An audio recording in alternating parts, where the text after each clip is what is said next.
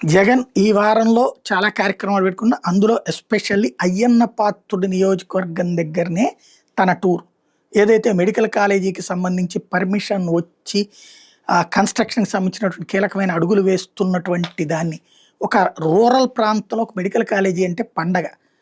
Rural ప్రాంతంలో medical college అంటే ఆ చుట్టుపక్కల యాక్టివిటీ ఎంత డెవలప్ అవుతుంది, అక్కడికి వచ్చి చదువుకునే పిల్లలు, వాళ్ళు ఉండటానికి రూమ్స్, హాస్టల్లో ఉంటే అక్కడ వాళ్ళు తినడానికి కర్రీ పాయింట్లు. ఇప్పుడు హైదరాబాద్లో హైటెక్ సిటీ సక్సెస్ అయింది ఏంటి, వాళ్ళు కొనుక్కునే బట్టలు, వాళ్ళు తినేటటువంటి తిండి, వాళ్ళకి కావాల్సిన టిఫిన్లు, వీటన్నిటి వల్లనే కదా అక్కడ అసలు సాఫ్ట్వేర్ మీద ఆధారపడింది 6 లక్షలు అయితే అదనంగా వాటి మీద బతికేటటువంటి వాళ్ళు 20-30 లక్షల మంది.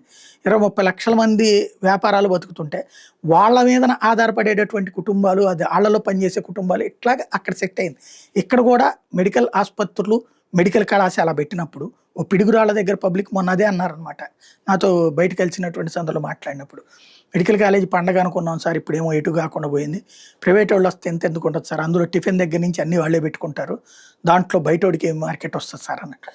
ఒక ఫ్లో నడిచేటటువంటిది రావాలి.